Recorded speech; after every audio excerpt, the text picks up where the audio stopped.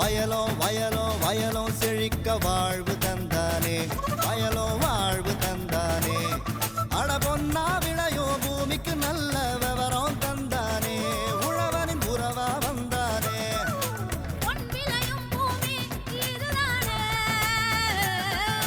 வயலோ வயலோ வயலோ செழிக்க வாழ்வு தந்தானே, வயலோ வாழ்வு தந்தானே. அட பொன்னா விளையோ பூமிக்கு நல்ல விவரம் தந்தானே, உழவனின் உறவா வந்தானே. தந்தன தந்தன தன தந்தானே, மண்ணளம் பொங்கிட துணை வந்தானே. தந்தன தந்தன தன தந்தானே, மண்ணளம் பொங்கிட துணை வந்தானே. வேளாண் பெருமக்களுக்கு அன்பு வணக்கம். இன்றைய பொன் விளையும் பூமி நிகழ்ச்சியில் முதலில் வருவது வேளாண் செய்திகள், வேளாண் ஆலோசனை நேரம், வேளாண் சந்தை நிலவரம், வேளாண் வானிலை, வேளாண் தொழில்நுட்பம். இன்றைய வேளாண் தொழில்நுட்ப பகுதியில் கறவை மாடுகளில் தங்கிய நஞ்சு கொடியும் அதற்கான தீர்வு முறைகளும் குறித்து விரிவாக விவரிக்கின்றார் தஞ்சாவூர் மாவட்டம் ஒரத்தநாடு கால்நடை மருத்துவக் கல்லூரி மற்றும் ஆராய்ச்சி நிலைய கால்நடை இனவிருத்தி மற்றும் ஈனியல் துறையின் உதவி பேராசிரியர் டாக்டர் எஸ் ராஜா அவர்கள். இனி தொடர்வது வேளாண் செய்திகள்.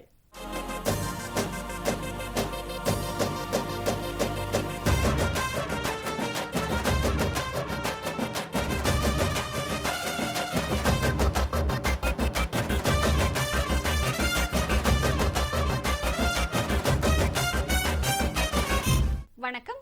வேளாண் செய்திகள். முதலில் வருவது மாத்தி யோசிச்சேங்க. எண்ணெய் பனை மற்றும் சூரிய ஒளி மின் மோட்டாரை மானியத்தில் பெற்று நன்மையடைந்த விழுப்புரம் மாவட்டம் விக்கிரவாண்டி கிராம வேளாண்மையாளர் பி பஷீர் அகமது அவர்கள் தரும் தகவல்கள். வேளாண் ஆலோசனை நேரத்தில் கோயம்புத்தூர் தமிழ்நாடு வேளாண்மை பல்கலைக்கழகம் வழங்கும் வேளாண் மண்டலங்களுக்கான வேளாண் அறிவிக்கை. தொடரும் வேளாண் ஆலோசனை நேரத்தில் இன்றைய தாவர பகுதியில் கண்வலி கிழங்கு. தொடர்ந்து வேளாண் சந்தையில் வேளாண் ஒழுங்குமுறை விற்பனை கூடங்களில் வேளாண் விளைபொருட்களின் விலை நிலவரம். கிருஷ்ணகிரி மாவட்டம் ஆவலப்பள்ளி உழவர் சந்தையில் காய்கறிகளின் இன்றைய விலை நிலவரம். காஞ்சிபுரம் மலர் சந்தையில் வணிக மலர்களின் இன்றைய விலை நிலவரம். வேளாண் வானிலையில் மாநில அளவிலான வேளாண் மண்டலங்களுக்கான சராசரி வானிலை அறிவிக்கை. உழவர் மற்றும் மீனவர்களுக்கான வானிலை முன்னறிவிப்பு. விரிவான செய்திகள். மாத்தி யோசிச்சேங்க. மக்களின் வாழ்வாதாரம், வலுவான பொருளாதாரம் மற்றும் சமுதாய மாற்றங்களுக்கான திறன்மிக்க பெட்டகமாக தொடர்ந்து வேளாண்மை துறை இயங்கி வருகிறது. மேலும் வேளாண்மையாளர்களுக்கு பல்வேறு தொழில்நுட்ப ஆலோசனைகளையும் உரங்கள், விதைகள் மற்றும் கருவிகள் ஆகியவற்றையும் மானியத்தில் வழங்கி வருகிறது. விழுப்புரம் மாவட்டம் வேளாண்மை துறையால் எண்ணெய் பனை மற்றும் சூரிய ஒளி மின் மோட்டாரை மானியத்தில் பெற்று பயனடைந்த விழுப்புரம் மாவட்டம் விக்கிரவாண்டி கிராம வேளாண்மையாளர் பி பஷீர் அகமது அவர்களை சந்தித்த போது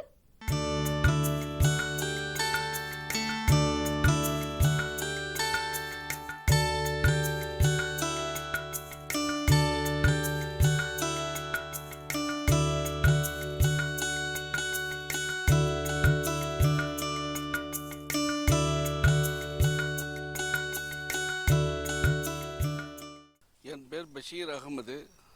விழுப்புரம் மாவட்டம் விக்கிரவாண்டி வட்டம் மேலக்குந்தை கிராமம். இது எனக்கு சுமார் 70 ஏக்கர் நிலம் என்று இருக்குது. இதுக்கு முன்னே நான் சவுக்க நெல் பயிர் செஞ்சேன். இந்த காவேரி பாம்பன் முதல் பார்த்து காவேரி பாம்பன் வந்தாங்க, அப்புறம் கோத்தாரி. அதில் இது மாதிரி பாமாயில் செஞ்சால் நல்லா இருக்குன்னு சொன்னாங்க. நானும் ஏற்று முதல் 20 ஏக்கர் ஃபஸ்ட்டு வருஷம் போட்டேன். அப்புறம் அடுத்த வருஷம் 40 ஏக்கர் பயிர் செஞ்சேன். இது வரலையும் இந்த மாவட்டத்தில் நம்மள தான் காய் இந்த எண்ணெய் விற்று கலெக்டர் நான் பரிசு வாங்கியிருக்கிறேன். அதிகமாக வெட்டி போயிருக்குன்னு சொல்லிட்டு எனக்கு பரிசு கொடுத்துருக்காங்க. அநேகமாக ஒரு 50,000 செல்றேன்னு நினைக்கிறேன். ஊக்கத்தொகை இது இல்லாமல் ஊக்கத்தொகை கொடுத்தாங்க. நாங்கள் பெரும்பாலும் அதிகமாக சொட்டு நீர் போட்டிருக்கிறோம். உரம் இந்த மாட்டு உரம் தான் பெரும்பாலும் அடிக்கிறோம். கூட அக்ரிகல்ச்சர் யூரியா உரம் பொட்டாசு அதுவும் கூட போடுறோம். 3ஆவது வருஷம் தான் அறுவடை ஆரம்பம். அப்போல்லாம் கொஞ்சம் கம்மியாக வந்தது. 5 வருஷத்துக்கு மேலே கொஞ்சம் கூட வரும். ஈல்டு எங்களுக்கு ஒரு மாதத்துக்கு 3 அறுவை கொடுக்குறாங்க. மாதம் 25 டன்லேருந்து 30 டன் வரலும் கொடுத்துட்ருக்கோம். ஃபஸ்ட்டு வருஷம் ஏக்கருக்கு 4140 கொடுத்தாங்க ஒரு எக்ஸே. 2ஆவது வருஷம் 2450, 3ஆவது வருஷம் 2800, 4ஆவது வருஷம் 3250. பணம் அந்த மாதிரி இந்த ஊக்கத்தொகை 1974 நிலம் வச்சுருக்கிறோம். அதுக்கு முன்ன கரண்டெல்லாம் இறச்சிக்கிட்டு இருந்தோம்.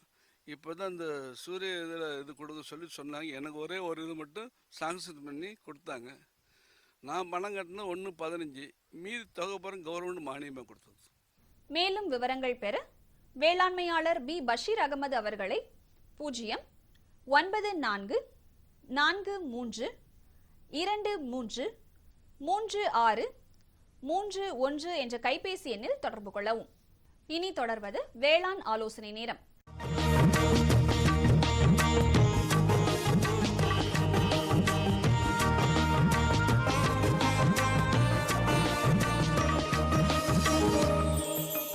இன்றைய வேளாண் ஆலோசனை நேரத்தில் கோயம்புத்தூர் தமிழ்நாடு வேளாண்மை பல்கலைக்கழகம் வழங்கும் வேளாண் மண்டலங்களுக்கான வேளாண் அறிவிக்கை. இந்திய வானிலை துறை மற்றும் தமிழ்நாடு வேளாண்மை பல்கலைக்கழகம் வேளாண் காலநிலை ஆராய்ச்சி மையம் கோயம்புத்தூர் இணைந்து வழங்கும் வேளாண் மண்டலங்களுக்கான வேளாண் அறிவுரை. மேற்கு மண்டல விவசாயிகளுக்கான வேளாண் அறிவுரை. வறட்சியான வானிலை எதிர்பார்க்கப்படுவதால் நடவு செய்து 20 நாட்களுக்கு மேலான சம்பா நெல்லுக்கு நீர் மறைய நீர்க்கட்டு முறையில் பாசனம் செய்யவும். வறட்சியான வானிலையும் கிழங்கு வளர்ச்சியையும் கணக்கில் கொண்டு இரவையில் சாகுபடி செய்யப்பட்ட மஞ்சளுக்கு மண் ஈரத்தை பொறுத்து நீர் பாசனம் செய்யவும். வறட்சியான வானிலை, அதிகப்படியான காற்றின் வேகம் மற்றும் அதிகப்படியான காற்றின் ஈரப்பதம் எதிர்பார்க்கப்படுவதால் தென்னை மரங்களுக்கு ஒரு நாளைக்கு ஒரு மரத்திற்கு 100 லிட்டர் என்ற அளவில் சொட்டு நீர் பாசனம் செய்யவும். தொடர்ந்து வறட்சியான வானிலை எதிர்பார்க்கப்படுவதால் பால் மாடுகளுக்கும் மற்றும் உழவு மாடுகளுக்கும் போதிய சுத்தமான குடிநீர் கொடுக்கவும். காவிரி டெல்டா மண்டல விவசாயிகளுக்கான வேளாண் அறிவுரை.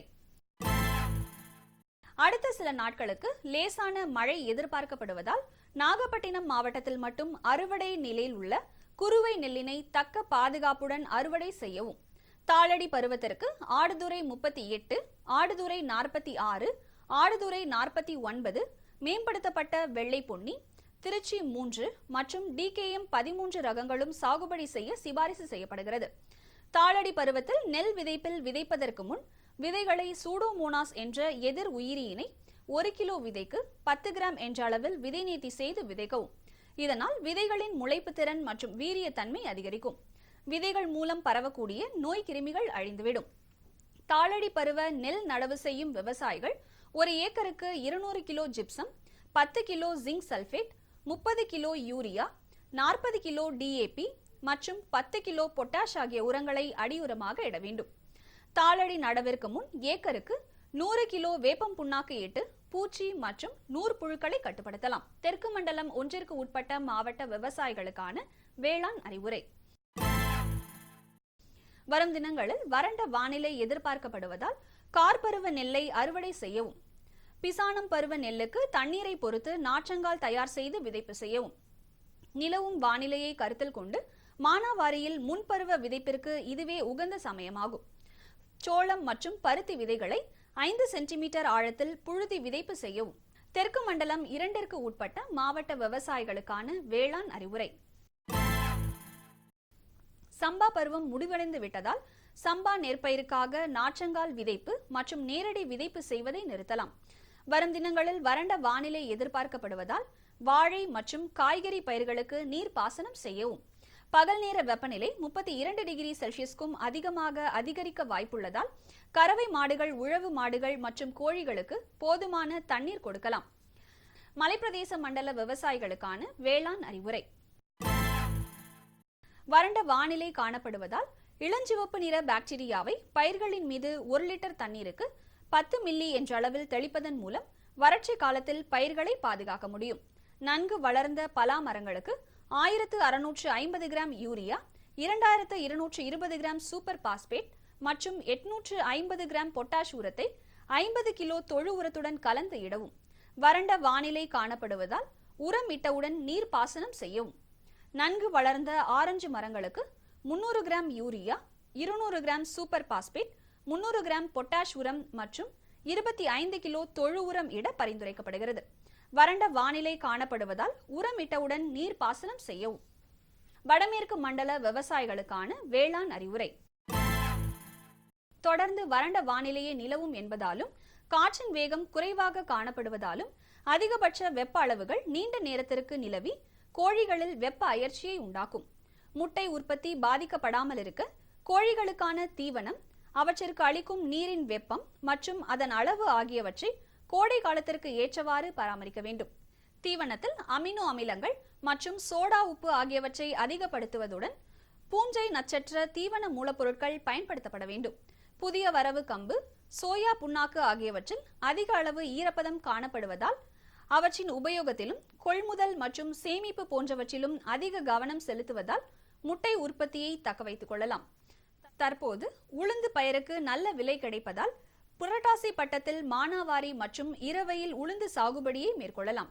குறுகிய வயதுடைய ஒரே அறுவடையில் விளைச்சல் தரக்கூடிய மஞ்சள் தேமல் நோய்க்கு எதிர்ப்பு தன்மையுள்ள ரகங்களான கோ 6, பம்பன் 6 மற்றும் 8 ஆகியவற்றை தேர்வு செய்து ஒரு ஏக்கருக்கு தேவையான 8 கிலோ விதையுடன் 1 கிலோ விதைக்கு 4 கிராம் ட்ரைகோடெர்மா விரிடி கலந்து விதை நேர்த்தி செய்து விதைப்பு செய்யவும். வடகிழக்கு மண்டல விவசாயிகளுக்கான வேளாண் அறிவுரை. கறவை மாடுகளுக்கு 5 தேக்கரண்டி அளவு தாது உப்பு கலவையை உணவில் கலந்து கொடுப்பதன் மூலம் எளிதில் சினைப்பிடிக்க வாய்ப்புள்ளது. செயற்கை முறையில் கருத்தரிக்க காலையிலோ அல்லது மாலையிலோ கால்நடை ஆஸ்பத்திரிக்கு அழைத்து செல்லவும்.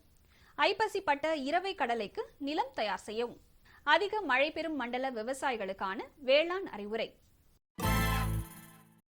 கடந்த நாட்களை விட இனிவரும் 4 நாட்களில் சுமார் 2 டிகிரி செல்சியஸ் அளவிற்கு வெப்பம் குறையும் என்பதால் மிளகு தண்டு பதியன்களை உற்பத்தி செய்வதற்கான ஓடு தண்டுகளை சேகரிப்பதற்காக நல்ல குணாதிசயங்கள் உள்ள மிளகு கொடிகளை அடையாளமிட்டு வைக்க வேண்டும். தென்னையில் குவிபாகம் மேலே தெரியும்படி தொண்டுகளையும் காய்ந்த தென்னை ஓலைகளையும் வட்ட பாத்திகள் அமைத்து தென்னை மரத்திலிருந்து 6 அடி விட்ட அளவுக்கு பதித்து வைத்தால் வறட்சியிலிருந்து பாதுகாத்து மண்ணில் உள்ள ஈரமும் பாதுகாக்கப்படும். வறட்சியான வானிலை, அதிகப்படியான காற்றின் வேகம் மற்றும் அதிகப்படியான காற்றின் ஈரப்பதம் எதிர்பார்க்கப்படுவதால் தென்னை மரங்களுக்கு ஒரு நாளைக்கு ஒரு மரத்திற்கு 100 லிட்டர் என்ற அளவில் சொட்டு நீர் பாசனம் செய்யவும். தொடரும் வேளாண் ஆலோசனை நேரத்தில் இன்றைய தாவர பகுதியில் கண்வலி கிழங்கு. தமிழ்நாட்டில் வணிக ரீதியாக பயிர் செய்யப்படும் மருந்து செடிகளில் கண்வலி கிழங்கு எனப்படும் காந்தல் மலர் மருந்து செடி அதிக அளவில் ஏற்றுமதி செய்யப்படுகிறது.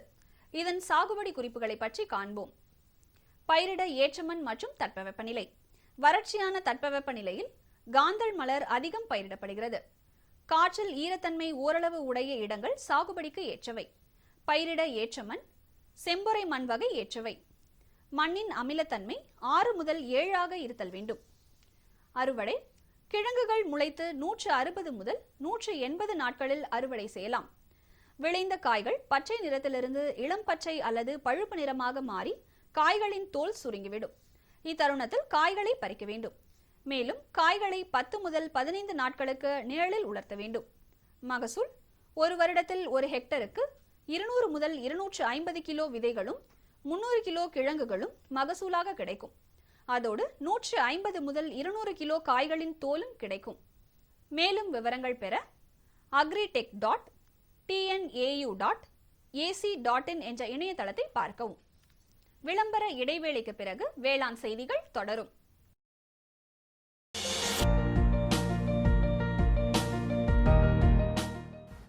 வேம்பு கலந்த யூரியா. சிறந்த உற்பத்திக்காக வேம்பு கலந்த யூரியா நம் நாட்டிலேயே 70 லட்சம் டன்னாக அதிகரிக்க 6 ஆலைகள் சீரமைக்கப்படுகின்றன. FCIL-இன் கோரக்பூர், சித்ரி, தல்சர் மற்றும் ராமகுண்டம் ஆலைகள், HFCL-இன் பரௌனி மற்றும் BVFCL-இன் நாமருல் போர்ட் ஆகியன. பழம் நழுவி பாலில் விழுந்தது போல இப்பொழுது நம் நாட்டிலேயே வேம்பு கலந்த யூரியா உற்பத்தி செய்யப்படும். இதனால் விவசாயிகளுக்கு நன்மையே விளையும். 10% வரை தானிய உற்பத்தி அதிகரிக்கும். மண்ணில் 10 to 15% நைட்ரஜன் திறன் அதிகரிக்கும். சிறந்த உற்பத்திக்கு வேம்பு கலந்த யூரியா.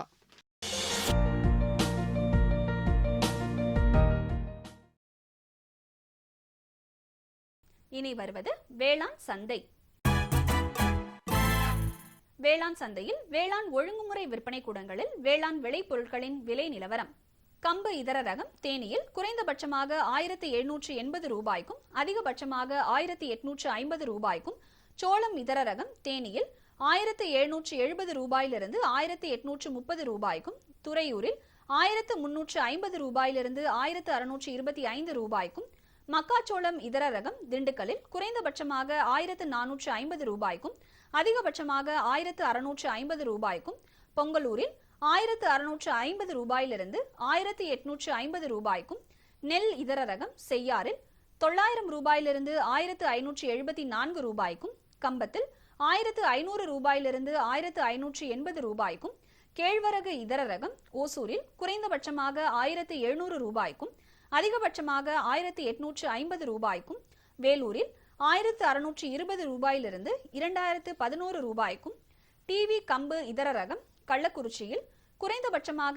1648 ரூபாய்க்கும் அதிகபட்சமாக 3380 ரூபாய்க்கும், விழுப்புரத்தில் 1629 ரூபாயிலிருந்து 3257 ரூபாய்க்கும், பருத்தி இதர ரகம் திண்டுக்கல்லில் குறைந்தபட்சமாக 3500 ரூபாய்க்கும் அதிகபட்சமாக 5000 ரூபாய்க்கும், நாமக்கல்லில் 5600 ரூபாயிலிருந்து 5900 ரூபாய்க்கும், புளி தர்மபுரியில் குறைந்தபட்சமாக 3800 ரூபாய்க்கும் அதிகபட்சமாக 4100 ரூபாய்க்கும், பாப்பாரப்பட்டியில் 3800 ரூபாயிலிருந்து 4100 ரூபாய்க்கும், கொப்பரை தேங்காய் இதர ரகம் அரூரில் குறைந்தபட்சமாக 800 ரூபாய்க்கும் அதிகபட்சமாக 950 ரூபாய்க்கும், ஆத்தூரில் 5100 ரூபாயிலிருந்து 5900 ரூபாய்க்கும், மஞ்சள் விரலி ஈரோட்டில் குறைந்தபட்சமாக 6539 ரூபாய்க்கும் அதிகபட்சமாக 9089 ரூபாய்க்கும், சேலத்தில் 7950 ரூபாயிலிருந்து 8900 ரூபாய்க்கும் விற்பனை செய்யப்பட்டது.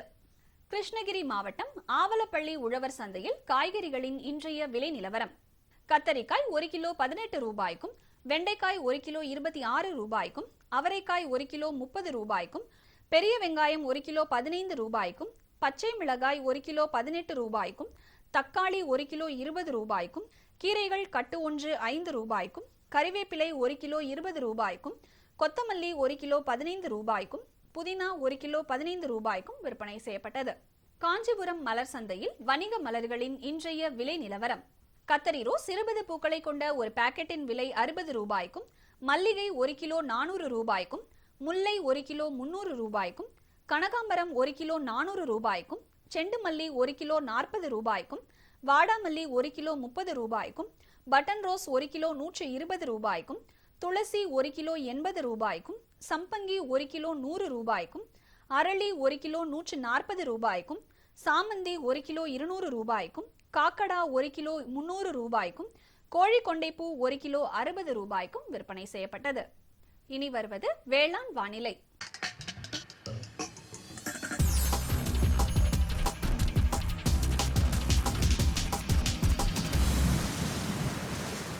மாநிலத்தில் சராசரி வானிலை அறிவிப்பு. காற்றின் வெப்பநிலை அதிகபட்சமாக 34.9 டிகிரி செல்சியஸாகவும் குறைந்தபட்சமாக 24.9 டிகிரி செல்சியஸாகவும், காற்றின் ஒப்பு ஈரப்பதம் 58.5%ஆகவும், காற்றின் வேகம் மணிக்கு 4.4 கிலோமீட்டர் ஆகவும், மண்ணின் வெப்பநிலை 15 சென்டிமீட்டர் ஆழத்தில் 31.8 டிகிரி செல்சியஸாகவும், மழை அளவு 0.7 மில்லிமீட்டர் ஆகவும், சூரிய கதிர்வீச்சு 510 கலோரி பெர் சென்டிமீட்டர் ஸ்கொயர் ஆகவும், வளிமண்டல அழுத்தம் 1035 ஹெக்டா பாஸ்கல் அளவாகவும், இலையின் ஈரப்பதம் மணிக்கு 2.1 ஆகவும் இருந்தது. வானிலை முன்னறிவிப்பு. உழவர்களுக்கான வானிலை முன்னறிவிப்பு. தமிழகம் மற்றும் புதுச்சேரியில் ஓரிரு இடங்களில் மழையோ அல்லது இடியுடன் கூடிய மழையோ பெய்யக்கூடும். மீனவர்களுக்கான வானிலை முன்னறிவிப்பு. தமிழகம் மற்றும் புதுச்சேரியின் கடலோர பகுதிகளில் தென்மேற்கு திசையிலிருந்து மணிக்கு 45 முதல் 55 கிலோமீட்டர் வேகத்தில் பலத்த காற்று வீசக்கூடும். இத்துடன் இன்றைய வேளாண் செய்திகள் நிறைவடைகிறது. வணக்கம். இதை கேளு. என்கிட்ட என்ன சொல்ல போறீங்க? போய் அவகிட்ட சொல்லுங்க. யார்கிட்ட? அதான் உங்க மொபைல் போன். காலையில சாயங்காலம் ராத்திரி பகலுன்னு ஒட்டிட்டு இருக்கீங்க. கேட்டா விவசாய கால் சென்டர்ட்ட பேசிட்டு இருக்கேன்னு சொல்றீங்க. ஓ, இதுதான் விஷயமா? ஆமா, என்னாச்சு? இப்பெல்லாம் பேசுறது இல்லையா? இப்பெல்லாம் பேச்சு சீக்கிரமா முடிஞ்சிருது. அப்படியா? ஆமா, இப்ப அதிக லைன்கள் மற்றும் சிறப்பு தொழில்நுட்பம் மூலமா வேளாண் நிபுணர்கிட்ட சீக்கிரமா பேச முடியுது. எப்போ லைன் பிஸியா இருந்தா நம்ம பிரச்சனை எப்போல ரெக்கார்ட் பண்ணலாம். அங்க இருந்து போனும் வந்துடும். நம்ம பிரச்சனைக்கு தீர்வு மெசேஜ் மூலமாவும் வந்துடும். இதோ பாரு, வந்துருச்சு. ஆஹா, இனிமேல் காத்துட்டு இருக்க வேண்டிய அவசியமே இல்லையே. அம்மா அதான் திடீர்னு என் மேல இவ்வளோ அன்பு எப்படி வந்ததுன்னு நினைச்சிட்டு இருந்தேன். விவசாயம் தொடர்பான பிரச்சனைகளுக்கு உங்கள் மொழியில் உடனே தீர்வு பெற இந்தியா முழுவதிலும் எந்த போனில் இருந்தும் ஹெல்ப்லைன் நம்பரை தொடர்பு கொள்ளவும். விவசாயிகளின் நண்பன் விவசாயிகள் கால் சென்டர்.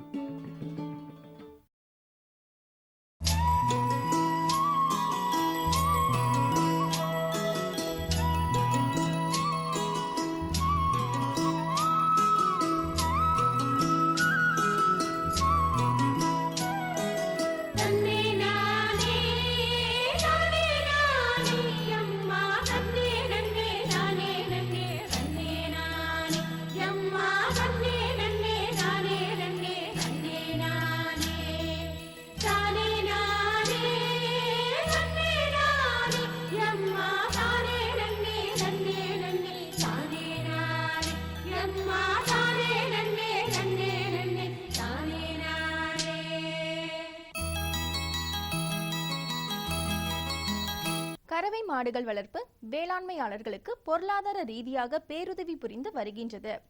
கால்நடை வளர்ப்பில் நல்ல லாபம் பெற சரியான அளவில் தீவனமும் முறையான பராமரிப்பும் மிகவும் அவசியம். கறவை மாடுகளில் தங்கிய நஞ்சுக்கொடி பற்றியும் அதற்கான தீர்வு முறைகள் குறித்தும் விரிவாக விவரிக்கின்றார் தஞ்சாவூர் மாவட்டம் ஒரத்தநாடு கால்நடை மருத்துவக் கல்லூரி மற்றும் ஆராய்ச்சி நிலைய கால்நடை இனவிருத்தி மற்றும் ஈனியல் துறையின் உதவி பேராசிரியர் டாக்டர் எஸ் ராஜா அவர்கள்.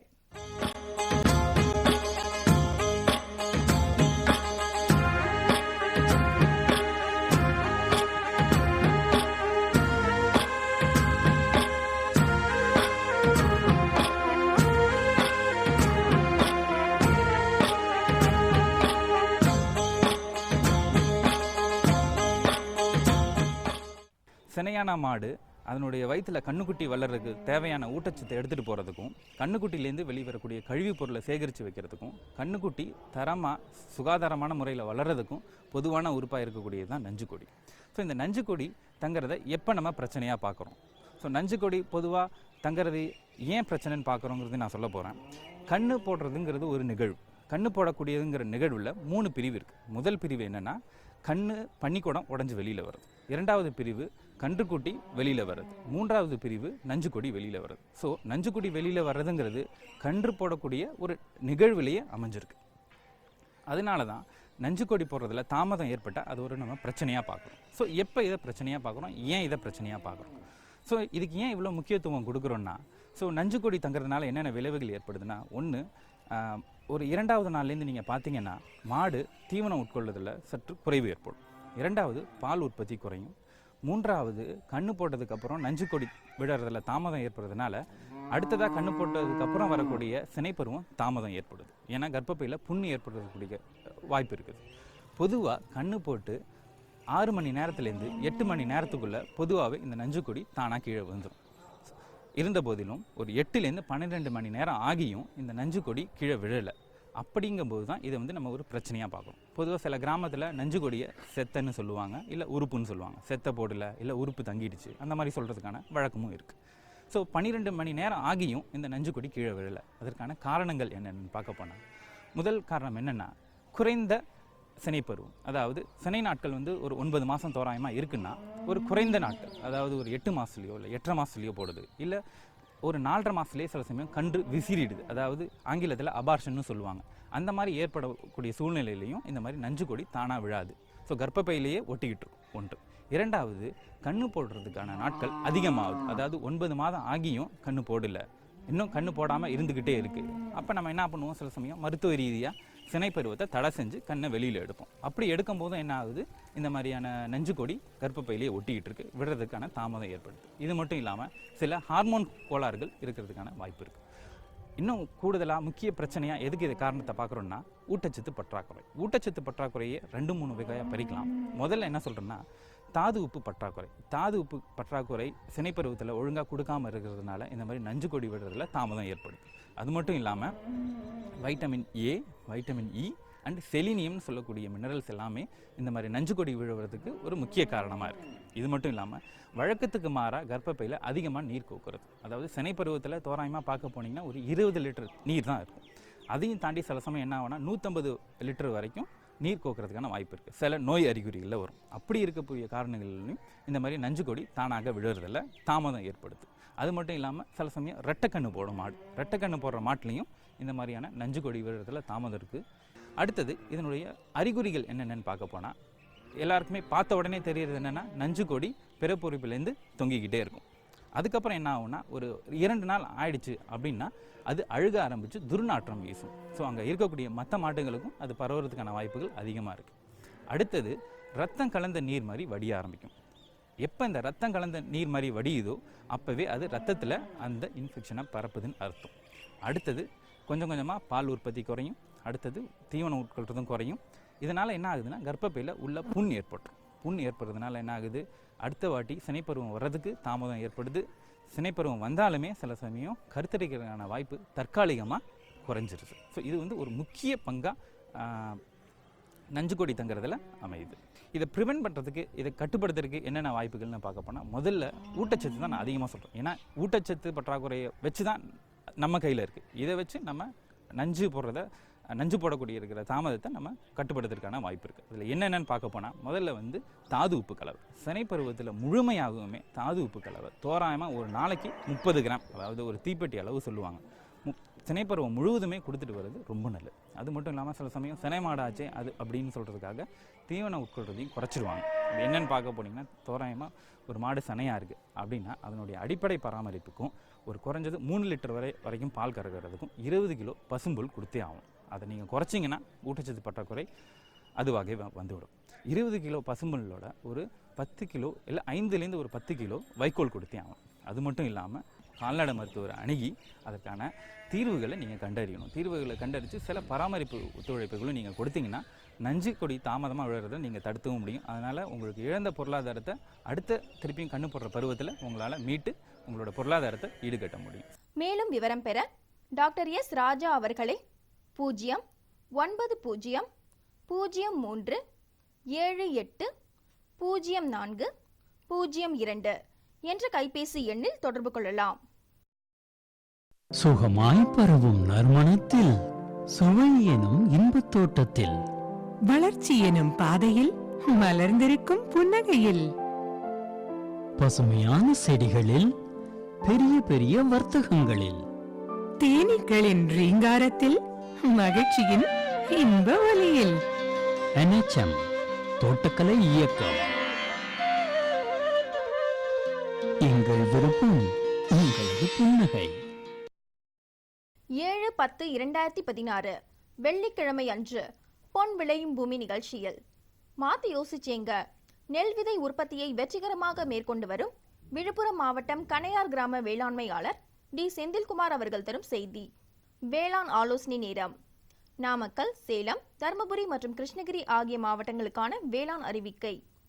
தொடரும் வேளாண் ஆலோசனை நேரத்தில் இன்றைய தாவர பகுதியில் மலைவேம்பு, வேளாண் தொழில்நுட்ப பகுதியில் இளம் பட்டுப்புழு வளர்ப்பு தொழில்நுட்பங்கள் குறித்து கோயம்புத்தூர் மாவட்டம் மேட்டுப்பாளையம் வனக்கல்லூரி மற்றும் ஆராய்ச்சி நிலைய பட்டுப்புழுவியல் துறை உதவி பேராசிரியர் முனைவர் KA முருகேஷ் அவர்கள் தரும் விளக்கம் ஆகியன இடம்பெறும். நேர்களே, இன்றைய நிகழ்ச்சியில் இடம்பெற்ற அனைத்து பகுதிகளும் உங்களுக்கு மிகவும் பயனுள்ளதாக அமையும் என்று நம்புகிறோம். பொன் விளையும் பூமி நிகழ்ச்சியினை நீங்கள் இணையதளத்தின் வழியாகவும் பார்க்கலாம்.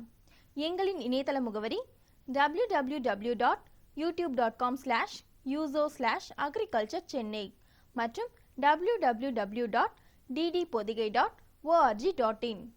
ட்விட்டர் மற்றும் ஃபேஸ்புக் ஆகிய சமூக வலைத்தளங்களில் AgriDD சென்னை என்ற முகவரியில் பார்த்து பயன்பெறலாம். உங்களது கருத்துக்கள் மற்றும் ஆலோசனைகள் வரவேற்கப்படுகின்றன. அனுப்ப வேண்டிய மின்னஞ்சல் முகவரி ddagri05chennai@gmail.com.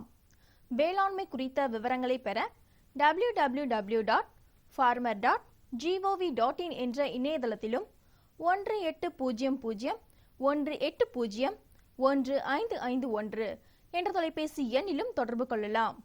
மீண்டும் நாளைய பொன் விளையும் பூமி நிகழ்ச்சியில் சந்திப்போம். நன்றி, வணக்கம்.